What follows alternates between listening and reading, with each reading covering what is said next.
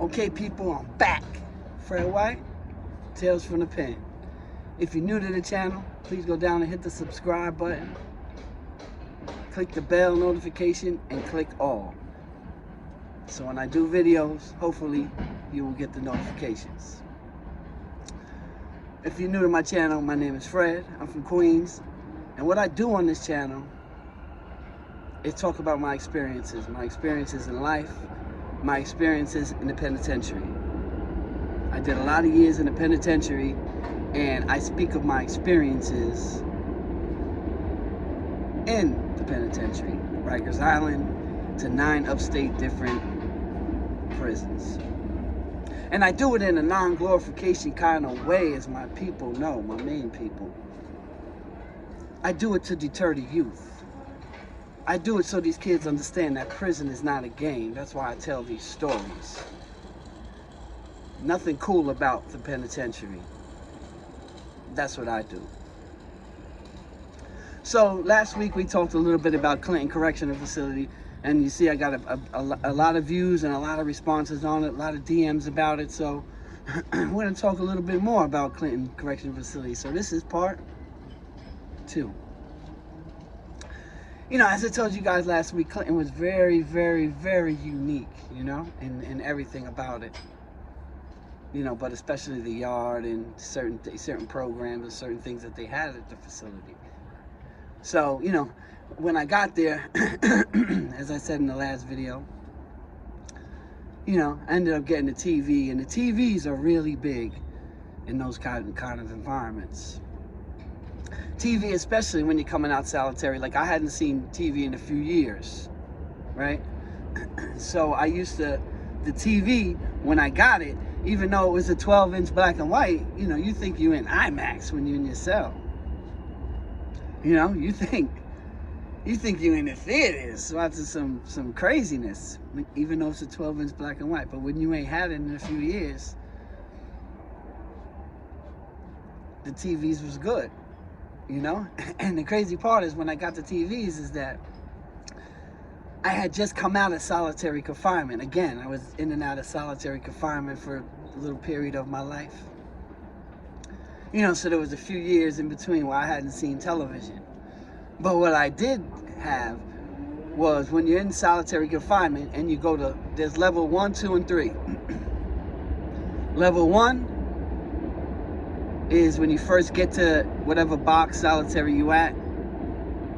Level 1 is after 14 days. If you haven't had a ticket on level 1, you haven't been a problem, they give you what's called level 2 status, which means you get you get to go, you stay outside for maybe a half hour longer, out your cell, you know, inside the little rec pen in your cell, and they give you what's called a pair of headphones, right?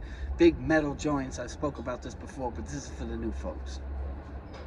Big metal headphones, like, you know, people have been savagely beat with them. Like, this is how heavy they were in the beginning. Don't know how they are now. So, and they used to have 3 holes in the wall right next to the toilet bowl. 1, 2, and 3. And they used to change it up. Right? Sometimes it would be like a pop station. Another one may be like a rock station, and the other one was, and they would change it up. Sometimes they would put a college station. They would, you know, they would change it up but one of the holes was TV. So I used to listen to all these shows. You know what I mean? Like in the box, and imagine the characters. You know, I wonder what that one looked like. I wonder what that one looked like. Like that. So when I finally got the TV, you know, and I used to be well familiar with a lot of shows, like, because they used to always just play like this one channel. And it was always playing like Everybody Loves Raymond, right? Like King of Queens, Friends, right? Becker. Like, there was like these shows that, you know, when I finally watched the TV, I was like, oh, that's what that one looks like. That's what that one looks like. That one looks like. But the TVs were like gold in Clinton. You know, you needed a TV to, you know, like more or less like to pass the time. And they gave, you know, they did it to pacify people too. They cost like $100. It was like $120 or something like that. And you know, and they were great, you know. Loved it. Loved the TV. You know, that was a big part of Clinton. So I told you, some jails are what's called TV facilities. They've given up packages. In jails upstate, you can get 2 packages a month for a total of 35 pounds of food. All the jails that have TV jails and maximum security jails that have TVs, the maximums that have TVs in your cell, they gave up that privilege to get those packages every month. You can only get like 1 or 2 a year. You get one on your birthday and you get another one some other time, something like that. That's how it was. You can only get 2 per year. But there was ways around it. Not sure if I explained this in the last video, but there was ways around it, like maybe your neighbor might not have anybody. You just have your people send him, you know, a package to his. This one down there don't get nothing. You send a package to that month. This month you send it to this one. You know, and they would just give me the food. I'll give them a little bit. You know what I mean? So there was ways around that package stuff. But that's how it was. When you get to, a lot of people ask me about the etiquette, which I've spoke about in other videos, but a lot of people, I understand, I have like 60, 70, 80 videos. I don't even know how many videos I have, so I know everybody can't watch everything, so, you know. But one of the first things you have to do is, people ask me about the etiquette, first thing to do when you get to your cell is you have to, instead of, you know, you put your stuff down. Some people just start unpacking and get comfortable in their cell. No. First thing you got to do is clean it. Right? Because you don't know who is in that cell. So you get whatever's necessary that you need to clean your cell, and you scrub that shit down. You don't know what's on the walls. You don't know who was just in this cell, what he had, what nothing. So you make sure you wipe your cell down, everything in there. Do it, you know, a great job. And then, before you unpack in your cell, you must search your cell. You must search it. You got to act like, you know, you're an investigator. You have to act like, you know, and try to find out where would a knife be in this cell, or where would any contraband be in this cell. And you have to do a search. You got to get under the bed. You got to move stuff. You got to move where radiators. You might even have to take the light off the wall, because that was always a big place. I mean, they know it. They come in, they search it. It's not, but people still push it there.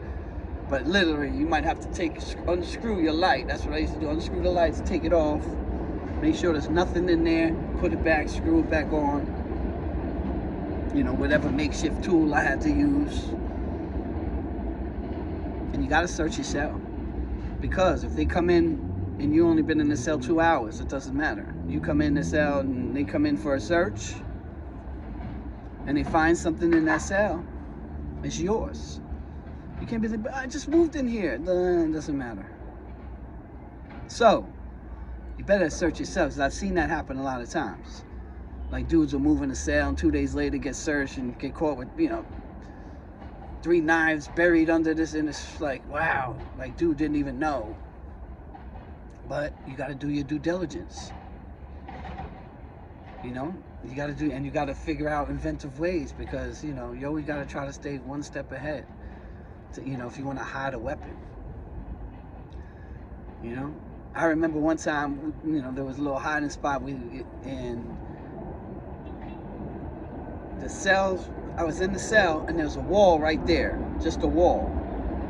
And we used to paint, like in the summertime, it used to be really hot. So we used to paint the paint off the wall. So, like, you know how the bricks lay in between, and then you put the whatever, the mortar or whatever, and then you put the next brick on. So we scraped part of the wall out and we had like a thin ice pick and put it in the wall, and then took the paint I tell you used to peel, and we covered it over, and it made it look like it was just part of the wall, nothing, and, you know, we had to do is rip that paint off and pull that ice pick out. Ice picks were dangerous in the penitentiary too, especially, you know, in Clinton. Because a lot of people had what called like big brolic knives called bone crushers, which were literally, that's what they call, bone crushers. So when they hit you, it might hit you in your ribs, they may crack your ribs and break it, but a lot of times those particular ones, because they're so big, don't get all the way through, unless they're really sharpened, but I'm talking about the big ones, right? That's why the thin ones are so much better. Number one, they're easier to hide. And number two, when they hit you and they they'll easily slip past the ribs, hit the hit the lungs, kidneys, heart. So the thin ones were, so again, so you have to think, where would I hide something and go in? Because you get caught with something in that cell, it's yours. Seen that so many times. So many times. Yeah, so Clinton Yard, I remember a little incident when I first got to Clinton. I was walking around the yard and somebody was on top of the, I told you about the courts last week. As a little reminder, the courts were like a junkyard, right? I think I'm gonna put it as the caption. I think I'm gonna put it as the thumbnail, so, to the preview to this, and you can see how it is. It's like an old version of it. Literally it's like a junkyard on a hill. And his courts are separated, like 4 or 5 feet, 6 feet, whatever. Everyone has their own courts. There's everything out there. So I was walking through the yard, and I went through the gate to start to go up the steps towards the top of the hill. I knew somebody up there. So as I'm doing it, I see something wasn't right. I seen the kid come from this side and the kid come from this side. Now my only option is now to go up the stairs, but I seen the way they was coming. So when I turned around, now my back is to this, I'm going up the stairs type thing. There's 3 of them right there. Boom. The dude was right behind me type shit, and I'm always on a swivel. It was just, that's just the way shit happens.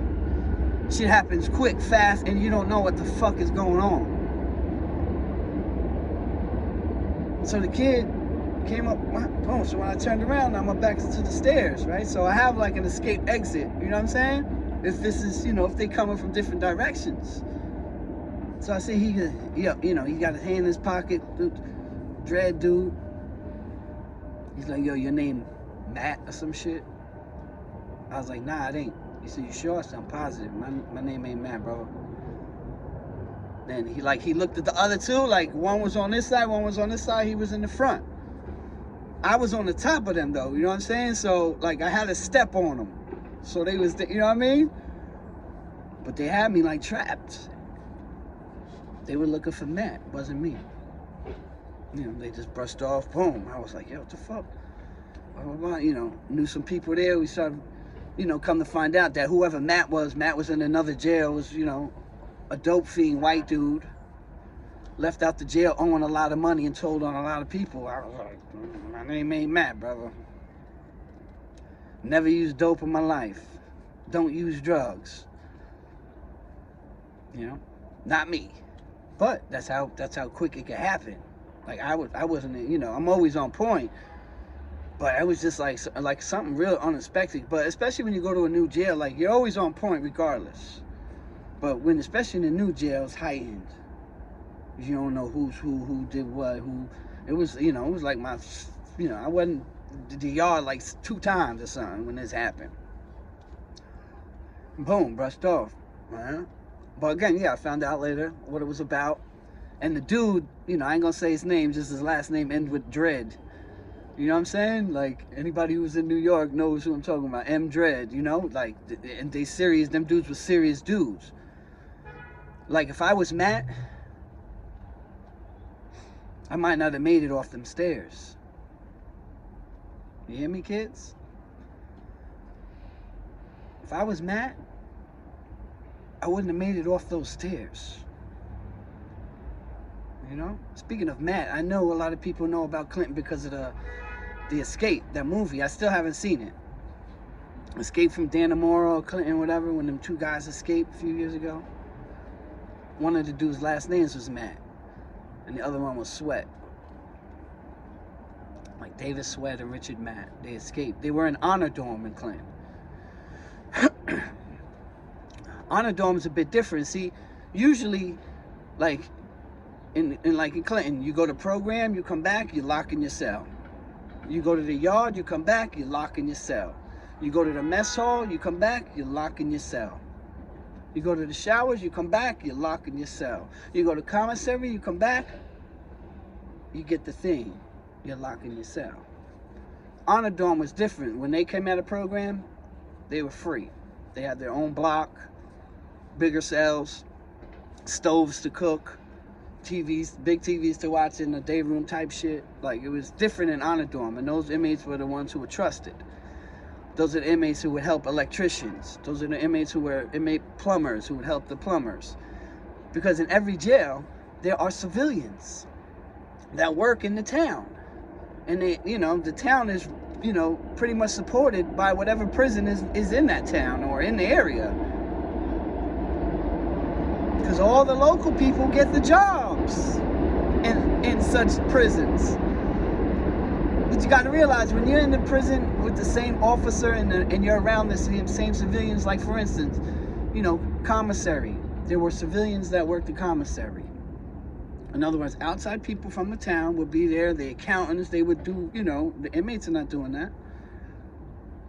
You know, how much inventory, this, that, you know, there's, you know.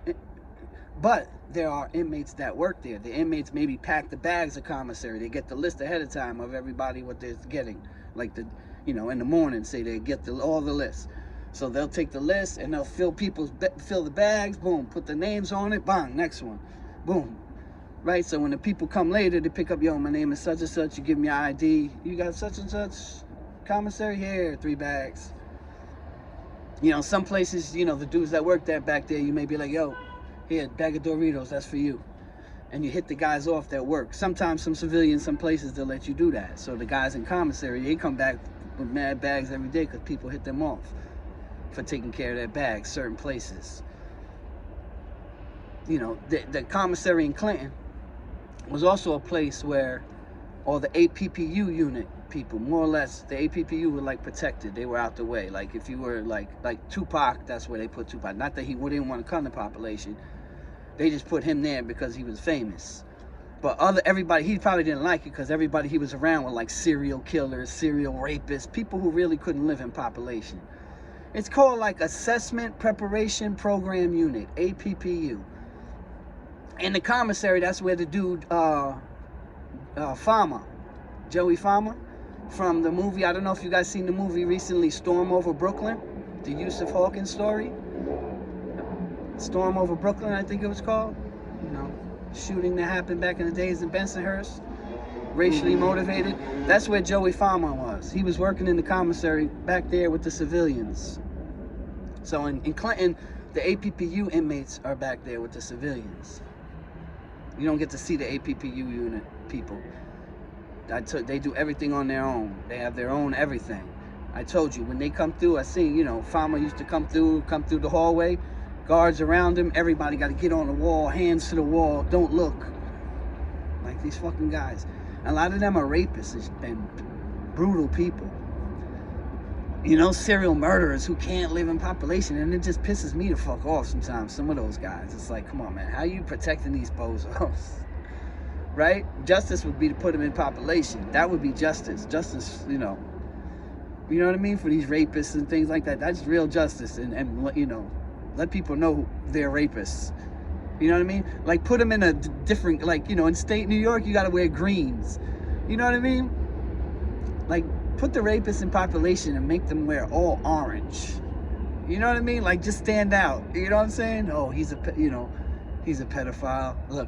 Look at the color of his shit. You know? And just let them be prey. Let them be prey. You know, let the wolves eat. That's how it goes. But yeah, Clinton was a whole different. The whole yard situation. I tell you about the basketball courts. The basketball courts, you have to go all the way around and walk up like this big ass hill all the way around. So a lot of shit used to happen up there. The tower's right there to shoot, but you know, by the time the police have them out of shape, by the time they run up that quarter mile, it's like, damn, it's I don't know if it's that long, but it's a big ass hill, far. By the time they get up that hill, motherfucker be dead. I seen something like that happen. We had a borough tournament. We had a borough basketball tournament. Okay? And, you know, and somebody job, matter of fact, you know, so you guys, I did the interview with him. He he was like putting the Queens team together, but he was also the commissioner. You know, obviously, you know what I mean? I'm from Queens, so I'm on that, you know, I'm the point guard. Now, this new kid came to the jail that John knew. You know what I'm saying? We're going to call him R. Okay? Rod, what did you say, Rod? That is his name. So, Rod came to the jail, lefty kid, and John was like, yo, he's real good. He's nice. Like, if we're going to win this tournament, we got to put Rod on the team. The only thing is, he's a head case. You know, like something bad could happen. You know, somebody fouls him too hard or something. Like he's that type. He's like, but if we're gonna win, because the Brooklyn team had a mad good, you know, Brooklyn team had a team, and the upstate team, all the upstate teams like United, all the dudes from Syracuse, they got their own team too. They were pretty good too. But if we're gonna win, we gotta put them on the team. I was like, all right, fuck it, you know, let's do it. So we playing, blah, blah, blah, you know. And, you know, he had just come out the box. So you could tell, though, he was good, though. He was like smooth with it, lefty. Real smooth with it. And him and the ref, Ja had got, like, the ref, one of the refs. He was, like, the head of you know, like the West Indies, you know what I'm saying? Like, he was, like, the head, like, I think he was Jamaican. You know, and he was a serious dude too. Like, he get busy. So something happened, and Ryan was like, "Yo, man, why you ain't call that fucking call?" Like, Ryan got fouled, came down, got fouled or some shit, and he ain't blow the whistle. And Ryan was like, "Yo, man, why you ain't blow the whistle?" He's like, "Yo, man, calm down, man, relax yourself." Ryan just snuffed him. Bam! Knocked his glass. He had glasses. Knocked his glasses off. Do something. Yo, chill. But yeah, once he did that, you could see motherfuckers, you know, I tell you, he was like the head of them, so a couple of them, they started going off the hill. I knew where they was going. They was going to dig up them knives. That's what they was doing. They was going to dig up them knives. You know, and everybody broke it up. You know, the game got shut down. Like, it was stupid. So what them two did was, you know, the Jamaican dude went off the hill first. Rod came off the hill first. They came through the little sand yard pit, and then they went up. And they went up to the top of where the courts are, where the hills I'm telling you are at, where you can buy anything. I told you guys last week. Any type of food you want, somebody got it. You hungry, you got a pack of cigarettes, you're going to go out there, you're going to get a meal, and you're going to get a soda. But they went all the way to the top of the hill, you know, because they knew what was about to happen. They both were serious dudes. You know, one pulled out his knife, the other pulled out his knife, and they just went at it. Both of them stabbing each other, moving, like, you know, you seen them like mongoose and snakes, and like, motherfuckers be moving all types of ways when that knife is coming at you. You know, because sometimes, you know, when somebody's coming at you with a knife, oh shit, you know, motherfuckers may think you breakdancing or some shit, but you just trying to make sure you don't get hit. And that's what was going on up there. Like, them two was like, stabbing each other the fuck up. Over one basketball call. It went to almost a life and death situation. By the time the police got up on the hill, I mean, they were up there on that hill for like maybe 5-6 minutes, just swinging at each other, both of them with knives. But think about it. It doesn't seem like a long time. Think about it, but it is. When this guy's trying to take your eye out, when this guy's trying to stab you in your heart, and you know what I mean? And you trying to do it to him. Think about what I'm saying, kids. This is the type of violence that goes on in Clinton Correctional Facility. It goes on in all these correctional facilities. You know, police ran out there, eventually broke it up. You know, Ryan went back to the box. Jamaican kid went back to the box. Ja was mad because they were both his boys, but this is the way it goes. It was already crossed the line. He snuffed him. It's too late. And you can't take that back in certain prisons. Clinton Correctional Facility was a man's prison. Correction facility is where, like, I seen the most respect, as far as, like, you really learn respect. You really learn to respect your neighbors. Because your neighbor might have 225 years. And just be a smiling dude. But will stick a knife in your neck in the long run. So it's always about respect. You respect people, they respect you.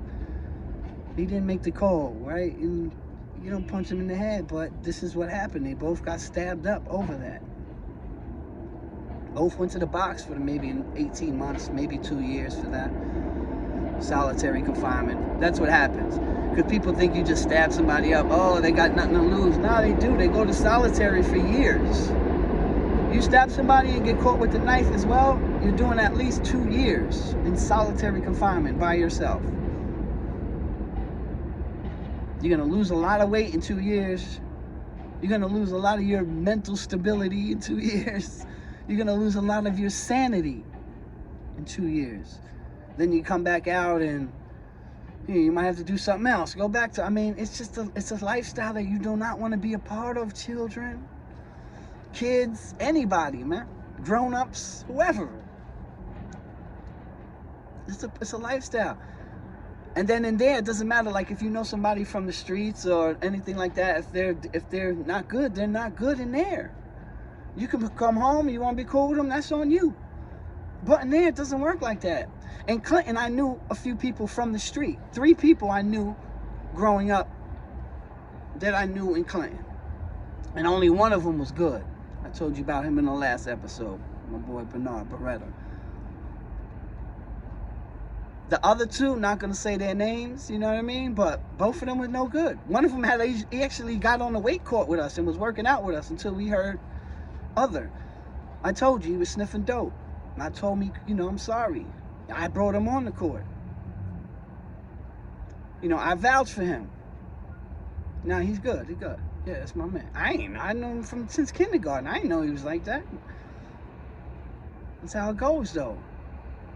But he was good for a while. Like, we watched him a few weeks. Everything was good. It wasn't like, hey, he's good. Hey, come on. It doesn't work like that. You still got to watch and make sure he's good. And, you know, and dude say he was sniffing that shit. I told him, yo, you got to go, bro. Another dude I knew, same thing. Sniffing that shit. Sniffing that diesel. That dope. Man, I'm telling you, man. Clinton is bad, but everywhere you can get whatever the fuck you want to get. Whatever you want to get, you can get. And dudes be dope fiends in there. You know, I knew another dude. I told you right there. I'm going to tell you this one. I think I told the story before. But to my new viewers, I knew the kid. You know, seen him around my neighborhood. Nothing serious. You know what I mean? He knew some of my people, but, you know, I didn't hang out with the guy in the street, but I knew him. He lived on my block. You know, he was an older cat. But, you know, he was sniffing dope in the streets. So, you know, when he came, hey, man, how you doing? How's everything? Everything good? You know, chill. He was all right. He was good. I knew he was a dope fiend. And his bunkie. So, he was double bunking with another guy who was a dope fiend, too. So, his bunkie took some work, took some dope. And instead of paying, signed into PC. And when you sign into PC in most spots, some spots, they make you have to give a name to somebody. You can't just say, hey, I'm scared, they're going to get me. You have to give a name. You have to say Gregory Johnson or Fred White, whatever the fuck, in a lot of spots. So this guy gave a name of somebody and everything. He's going to get me. And all he did was just buy dope. And the kid sold him dope. The kid had, you know what I mean? You're going to kill me. So this other guy that I knew from the town, almost said his name, was his bunkie.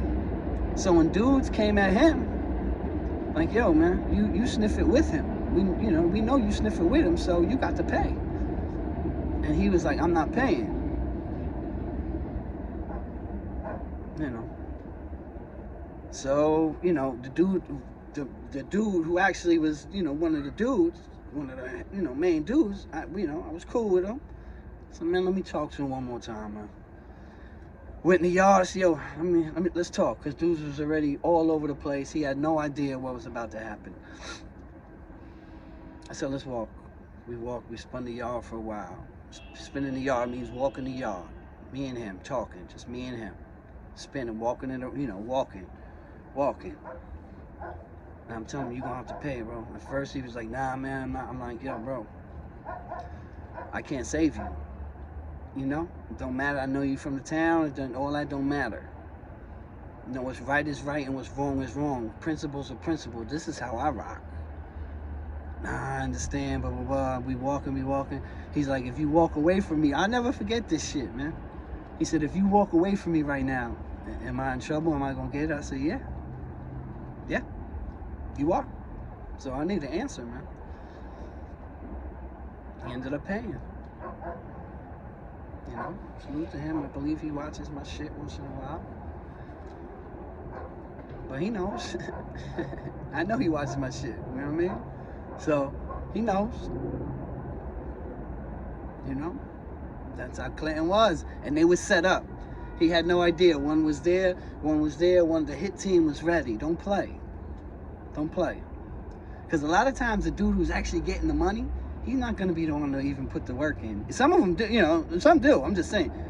He's just going to have soldiers do it. Yo, here. Take these few bags, take these few bags. Take care of that. Done.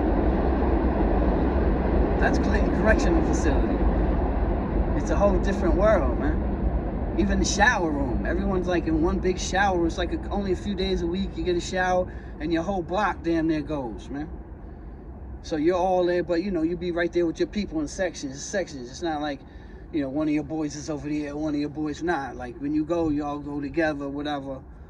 And there's rows of showers. There's hundreds of showers. And just remember, don't take your drawers off. No free balling. That's what we call it, free balling. It means you advertising. You know what I mean? We didn't do that. So we'd all watch each other's backs. You learn over time, how to wash your hair, wash whatever, and still keep your eyes open. Even with the shampoo and everything, you know how to keep your eyes open and still rinse out and rinse your hair and do it in certain angles, so you still have your eyes open even when shampooing your fucking hair. Hello. Try it. I mastered it. Is how you want to live your life? Mastering dumb shit like that? I know how to shampoo without closing my eyes. Right? That was the shower room. That's how the shower room is in Clinton. Everybody goes, man. You get like 5 minutes. That's it. Done. Shut off. Dry. Get up out of here. Let's go back. Boom. Back to your cell. It's Clinton is like a whole different world, man. This is what I've been trying to tell you guys, man. This is what I'm trying to tell this youth. Clinton, they used to call it Little Siberia back in the days. It was built, I think, in 1845. It's the largest jail in New York State. Third oldest. Been there since the 1800s. And it's going to keep on being there. It's going to keep on being there. They got product. They got people coming through. They got product. They got a revolving door of inmates. They got a revolving door in Clinton coming through. Not so much in Clinton Annex anymore. Clinton Annex is about to be shut down. There's 500 people on there. It's another side of Clinton. A lot of people in transit. A lot of different people over there. Less secure. But they're closing that down. I just seen that like the other day. 500 jobs in the area are about to be, the towns up there are very upset. All the people up there in that area, because they're all losing their jobs. Yeah. And Biden also signed today no more privatizations of prisons. That the Justice Department can no longer give money to private prisons. New York stopped private prisons anyway, as far as I know. But a lot of places with private prisons is crazy. That's a whole different topic. But Clinton isn't one of them. But they are losing a lot of jobs up there, and people are very frustrated. Because as I said, the civilians, they come in. And that's how the honor dorm inmates were able to escape. Those guys that I was talking about before, earlier. Matt, Sweat. Because when you're in the honor dorms, it's lax. And, you know, again, when you're around officers, the same civilian every day for years, it's a comfortability. It doesn't matter what you eat. It's a comfortability. You become comfortable with them. They think you're all right. They think you're cool. You know. And it's still predators, though. And that's what happened. They preyed on this lady, told her they loved her, and whispered sweet nothings in her ear. You know, if you looked at her, you'd understand how she'd fall for it.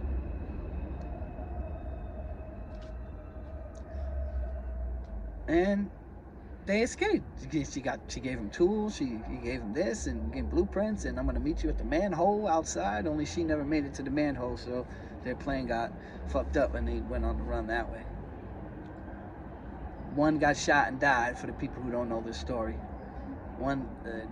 They were on the run for a while, I think a week or two or something like that. And one of them, from Clinton, one of them died. The police shot him. The troopers, I don't know if I think he had a gun, and gun battle, he died. And the other one got caught. Right from Clinton Correctional Facility. I'm telling you people, Clinton Correctional Facility was a whole different world. You know, I've been to 9 different prisons. And I mean, they've all had their own uniqueness to them. But Clinton was like, it was like probably one of the realest. You know what I mean? Like, where you knew, you step out of line, be careful. You know, that's why I'm always big on respect. You respect me, I respect you. Simple, real simple. You know, that's why I stay out the way of the bullshit. That's why you see I don't be getting involved in the negativity. I don't do none of this stuff. You know, I don't get involved in it. And that's how I was in the penitentiary too. I don't, you know what I mean? I stay out the way. People do different kinds of bids. There's people who are wild, running around cutting, robbing people, doing all this, and they're always in solitary confinement for years, in the 8, 7, 6, 5 years and years and years. That's not how I chose to do my bit. I chose to do my bit quiet, respect people, respect me, respect, you know, and I got through. But that's me.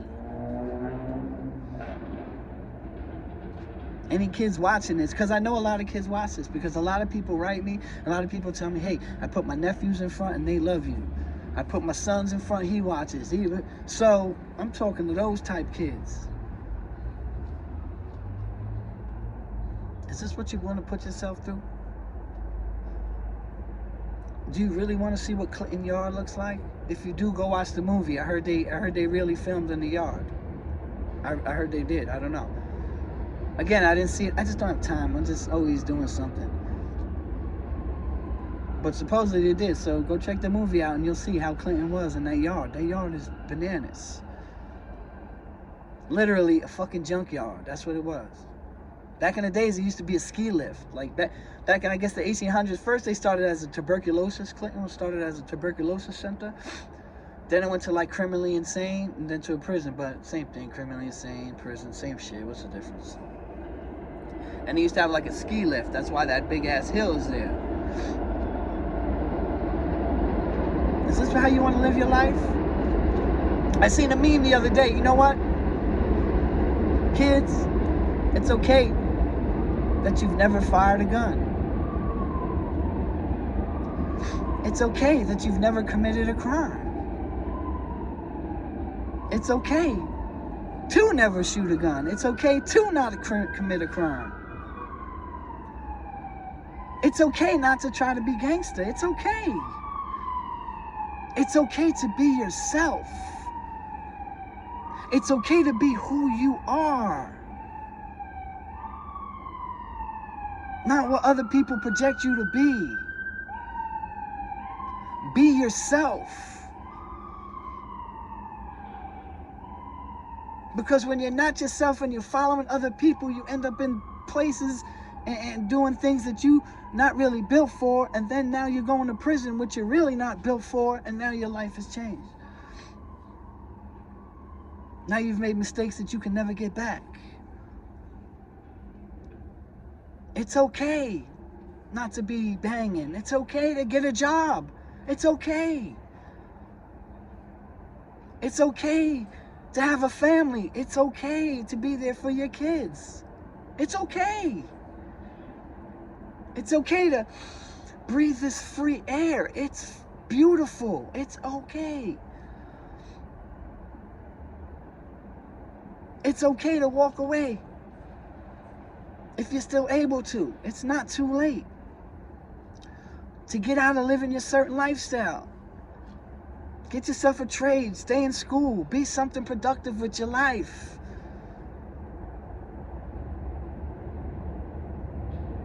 It just kills me, especially like when I'm watching all this Instagram stuff and all the rest of this stuff. People are living false narratives on Instagram, man. Stop believing that. Stop believing you have to have the $500 sneakers, man. Stop believing that. Stop believing these people, what they're posting.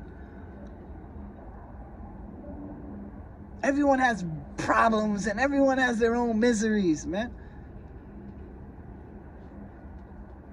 Stop following false idols to you kids. Be your own person. Think for yourself. Do not be a follower. I was a follower. I thought I was a leader, running my shit. Leaders don't lead like that. Leaders don't lead you to the penitentiary. Leaders don't tell you to do things that's going to have you jammed up for the rest of your life. Leaders don't do that. Leaders don't tell you go shoot somebody. Leaders don't do that. I don't care what they tell you. Leaders tell you to go to school. Leaders tell you to be positive. Leaders tell you to stay out the streets, stay out the trouble. Stay home. Be somebody in life. That's it. It's like what I be preaching to my kids, man. This is what I be preaching to my daughter's 13. You know, there's a lot of people that may have a problem with what I'm about to say. You know, last week with the inauguration, you know, my daughter sat there and, you know, she got to watch. Now, it doesn't matter that a lot of people don't like Kamala Harris. A lot of people, you know, disagree with, what she was and what she did as a prosecutor. Right? This is what a lot of the narrative is. She sent a lot of people to prison, even though she knew that they weren't. This is the narrative. Now, I'm not saying my daughter won't learn that in the future. Okay? All right? I'm not saying that.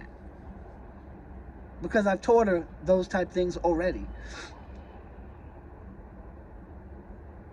But for her to sit there and look at the TV screen and see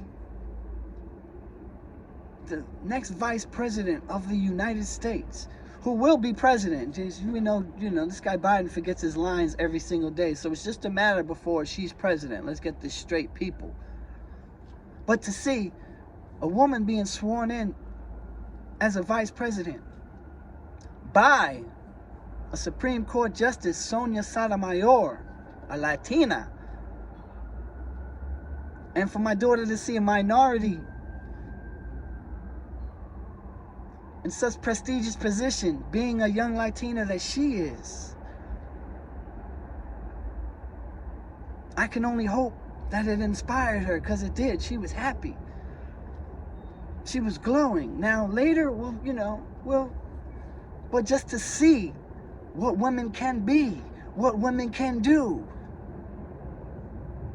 and watching her, and my wife is happy. I'm not saying, I'm not political at all. I'm just saying that they're seeing women of high, power, women of authority, that women can't do anything. I say all that to say this is the type of stuff you got to teach your kids. This is why grown-ups watching, you got to be in your kids' life. You got to be there for them, man. You got to help raise them. You got to help them make right choices, right decisions. Because a lot of these kids is lost in these streets, man. Because they don't have the guidance. They got the people telling them the negative to go, what to do. You want to get money? Oh, go rob this, go do that. Products of the environment, products of the streets, man. We as elders got to step up, man. Me as elders got to do our parts. You see somebody doing something wrong, shorty, man, that might not be the right thing to do, man. Be careful. That's what we got to do. We have a responsibility, people. We have a responsibility. I always say this, as fathers, uncles, brothers, what we doing? Every day these kids are dying in these streets, man. It's crazy. I'm sorry, people. You know how I get down, man. I went on a little tangent. I just get emotional when I just see what I see every day on the news, man. When a young kid is killing another young kid, and we done lost 2 of them. We done lost 2. That's 2 right there. Bye. 1 to the grave, 1 to the system, man. It's crazy. We have to stop the cycle, people. We have to stop this cycle. Oh my God, you see this? 40-something minutes, you guys. I'm sorry, man. You guys know I just get to talking sometimes. I get lost. I have so much to say. I didn't even tell you the story. Well, okay, might as well tell you the story. So when we're in Clinton and the baseball game's going on, didn't like the baseball in Clinton. It was a sand, it was a beach, it was a small fence, it was stupid. Guys beefing, blah, blah, blah. Dominican kid, he didn't agree with what the umpire said. Turned around and hit the umpire, bam, right in the knee. The kid name was Crip, the umpire anyway. He was like an older white dude. Fucking smashed this dude, shattered his fucking leg, shattered his knee, it was disgusting. These are the type of stories I've seen. These are the type of things that I've seen. This is why it's hard for me to stay on a straight story. I'm just all over the place. Because I have so much things I want to tell you guys. So many things I want to talk to you about. So many stories that I have. But the moral of them all is to stay ass out of prison. Nothing cool about prison. Nothing cool about jail in any type of way, capacity, shape, or form. It's not a good place. It's not a good environment. And anybody telling you anything else is a bozo. They're not telling you the truth. They're not telling you the truth. Like I'm going to tell it. And another place I'm going to tell the truth, people, you got to go to my Sports Talk, people. I almost got 500 subscribers. I need some more. Sports Talk with Fred White. Okay? Please, just go over there. Even if you're not into it, just click the subscribe for me. It's nothing coming out your credit card. It's nothing going to come out your bank account. Just to click the subscribe for me. Sports Talk with Fred White. If you're into sports or not into sports, but you like Fred White, Sports Talk with Fred White. On that note, people, I'm up here almost 50 minutes. I'm sorry. I know people don't have the attention capacity to sit here for 50 minutes. I know I wouldn't. 5 minutes and I'm out of here. Now, I love you guys. You guys know the moral to the story. You guys know the moral to the story. Should I say it?